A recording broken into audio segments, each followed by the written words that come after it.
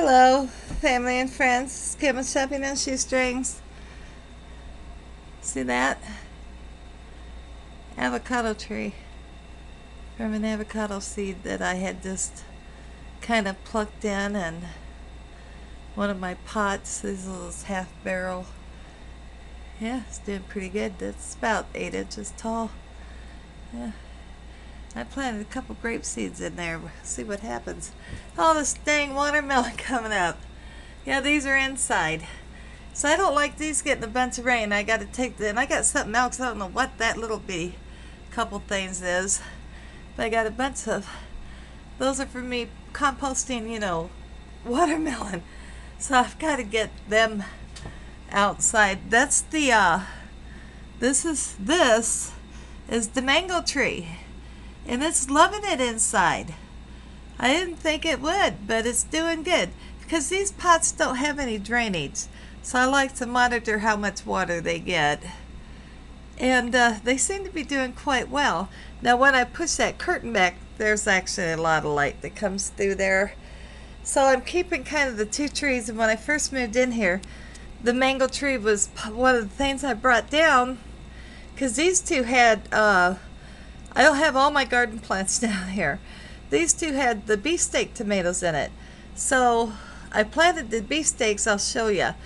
And then I put this one in here, and then when I was planting some other plant, I found the avocado tree.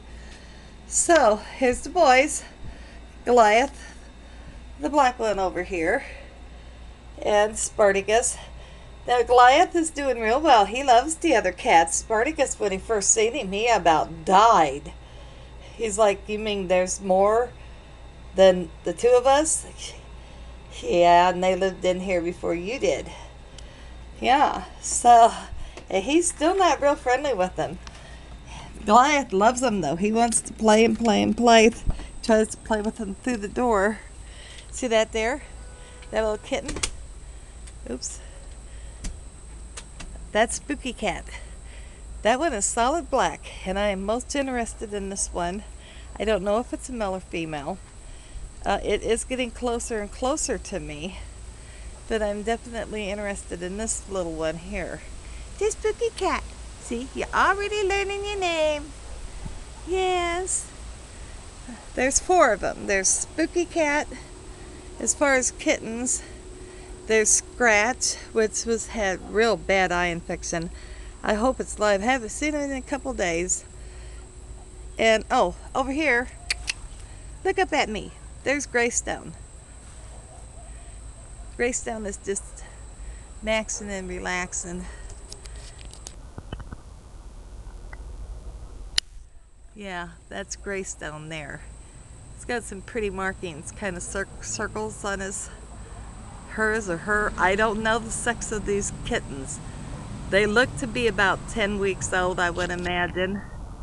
I do have a mobile vet now, which is awesome for someone like me, that I want to get down here and get their mother, take her out to his office, get her spaded, and bring her back to me.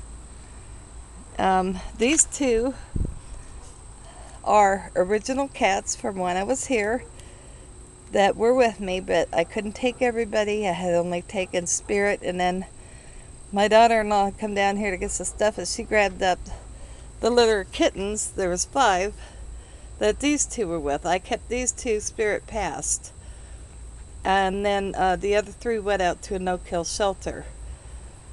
Well, these are 3 that were originally here when I left, and the big gray male back here, if you guys remember, this is Bast, from you guys that have been with me.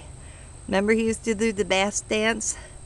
He's the overseer of the group. Now he's been neutered, and this is an offspring of one of his sisters that's not with us, because she got brought out there when I lived in Elkhorn, and she took off within a few days and never could get her back.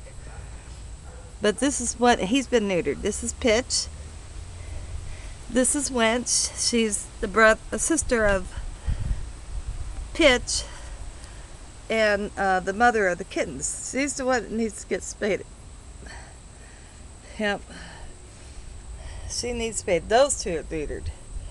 So he's the oldest of the group. Bast is. Need the pitch. Need the pitch. Yeah. Now I get my garbage out to the cans.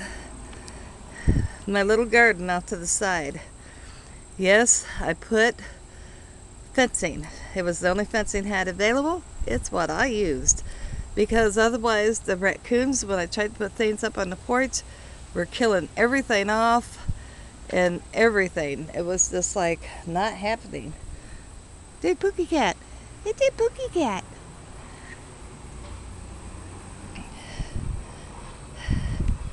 Then it gets real cold in the winter. I'll probably bring these guys in. But I kind of want them to stay outside on this group because it helps keeps the field mice. If you guys remember my lilac, it's as tall as I am now. Yep, and she blooms beautifully. That's my lilac. And it'll get taller yet. Beth says, I haven't been on camera for a long time. The first day I didn't recognize him because they were so thin. And then I got to looking at him the second day, and he come up and he brushed up against my leg and started giving me loving. So after a year, so they remember, no, a good year and a half, they remembered me. I have strawberries all down in here, but I gotta go through and clean this up. But this is all strawberries. This part I did not get cleaned up very good. This was so overgrown. And I have no idea what plant this is. It's some kind of flower he planted, and there's a couple more, like there's one back there. Sorry. This was over here. I wanted to transplant my rhubarb that was over there, over here in the garden, and it's dying on me. But the root is in good shape, so I'm hoping it comes back next year. I don't know what kind of plant this is. I might take what it gets next spring, take some up to the extension office, and they can identify it. Those are some lilies, but they're not the original lilies. The original lilies were not that color. And there was a huge clump, and I think he must have dug them up and disposed of them, and I'm so disappointed in that. But those are pretty, as I think he said he replanted with these lilies. It's like, what's the difference? It's just different colors. The other ones were ivory. But they are pretty. I hate to see anything destroyed. Down in that area, I've got a couple rows of Swiss chard. Okay, right in there, that is one of my cantaloupes from the apartment. I don't expect to get crap from these things because of the move and me not being out there to give them the TLC. There's another one back there, cantaloupe, and then that one right there is a yellow squash. I don't expect to get anything. That back there, that single thing is a blueberry bush that was in this pot, and by the time I got done taking all the dead, that were literally dead stems, I ended up with one, and I figured it's still got life. It might come out of it. Now down, let me see all those cut off spikes? That is my bee balm. So I cut it back. Now back there is one of my pickling cucumbers climbing up, and there's another one. I'm not expecting high hopes on any of that stuff. What I am hoping is there's my beefsteaks. Those are very tall cages that maybe I might get a few tomatoes. But just because of not being able to take care of them like I was, and I'm trying to get plants down here as I can get a ride to get out there. But, and I planted some yellow and orange marigolds over there. I really don't expect, I'm not expecting any success, but if I do get something out of here, that will be wonderful. And I'm going to try and get a couple more plants in there. I should have room to get a couple more. And here they are, the girls.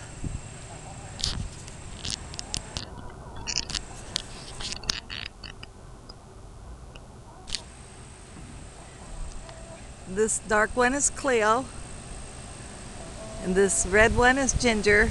It's not a Rodan red, it's some other kind. I don't know, can't remember what he said these chickens were called. Oh, you're going to be on YouTube. Oh, YouTube. Just look at you. Now these girls are sweet. I pick them up and everything else. And this is their rung. This was so overgrown. Of course, they helped me they took care of the bottom part. But see, this is and it come off again. No, it didn't. See, I don't think you can see it. There is like a plastic mesh that's covering this entire thing. But you see all those clothespins? Well, at any rate, those clothespins are piecing it together. And then I've got clothespins. I stretched it out up across this fencing. It's probably 8-foot fencing. Here's where I've had to go because the raccoon's trying to get under this fence. I put that log system together so they like to get up there and set. Holds their feeder pretty good. That water container, I had nothing but problems with it spilling out, so I got a big bucket of water for them for now. I'm going to get a heated one for here actually next month or two. But they have a nice long, goes way back in there, rung. Now I would like to next spring add 2 more chickens. Here's their coop. And I've got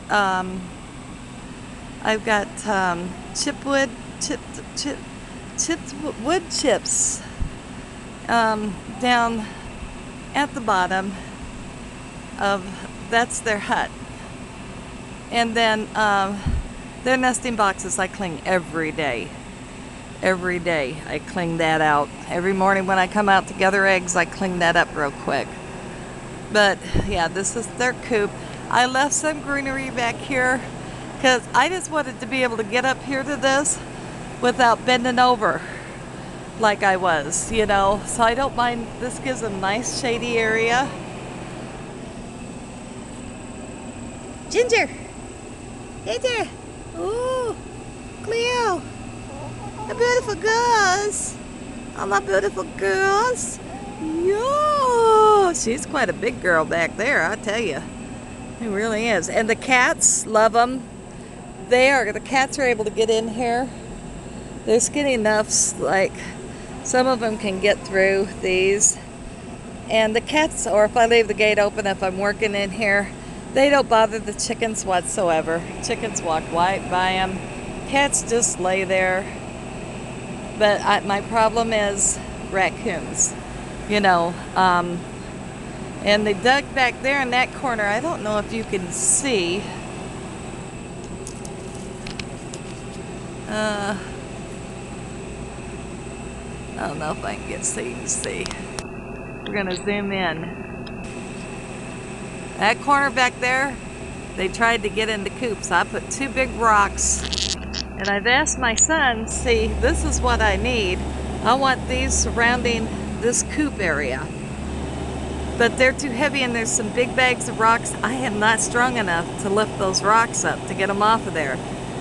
And so I want to get those all around the actual coop to help prevent the digging. See, you can even see up front where they're starting to try since they gave up on the back.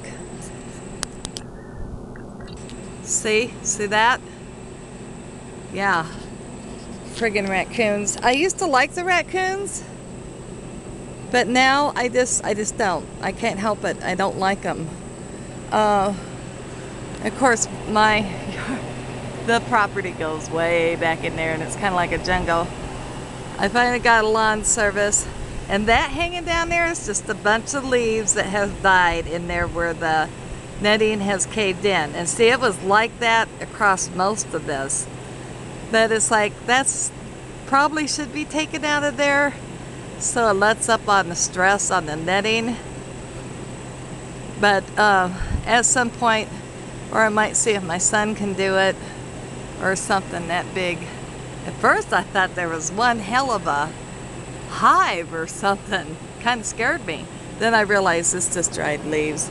I might actually have to rip the netting to let that all fall down, and then pull the netting taut is probably what I'll have to do, and close the netting up where I rip it, because I had to do that down at this end because I couldn't get to these branches. I couldn't reach them even on a 3-step ladder. I couldn't reach the branches. They're happy hens. They're very spoiled. They do not like my grocery delivery guy, though. Every time he comes to deliver groceries, he seems like a nice guy, but these girls, something about him they don't like. I mean, they're all over him. They raise total hell, I tell you. They sure do. They just get all kinds of upset. They don't like him at all. There's our kitty condo. We put cling rags in there. Those have got to come out, and they can get in there, and that's kind of winter protection. But we have holes on both sides because of the raccoons. Don't want a cat getting trapped in there for raccoon. And they're insulated, so it does help. It's better than nothing. And they do use them. You know, you see 3 or 4 cats headed up in one of those in the winter time. It's the best. It's my best. Yeah. This is a pretty big yard. As you can see, it goes way down there. Way, way down there.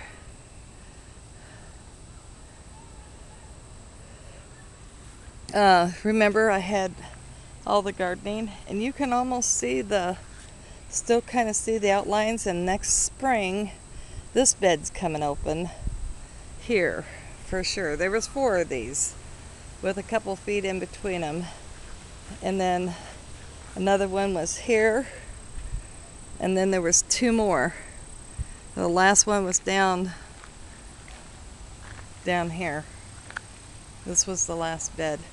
But, you know, depending on how much I can handle, he's going to put an electric fence up for me on this garden area, because I wanted him to get more fencing, and he said it still didn't keep him out very well.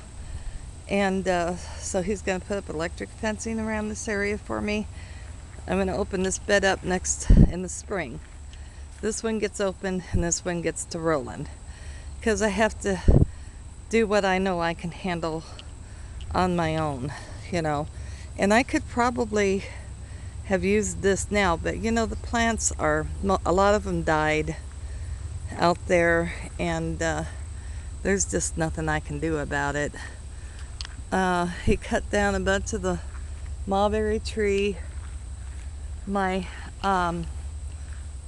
outside, this is my sacred, what I call my sacred garden. As I've showed you guys before, at least my altar is still here. I'm so happy about that. He wants to take this tree out. So he doesn't like, he wants this tree out of here.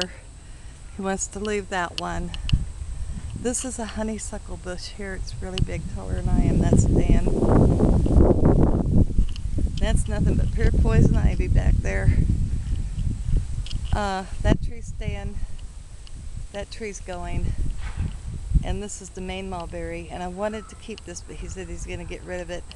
And then we can plant apple, peach, pear. We're going to plant some fruit trees. Looks like some more branch has fallen. I don't know. Must have been a really loose branch. So our neighborhood patrol is going by. So, yeah, as you can see, if I go back here, this is a really long property. Really, really long. And that's a 2-bedroom house.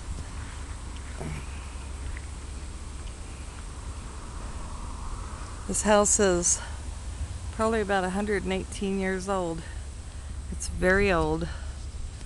I don't know if I can't even see what you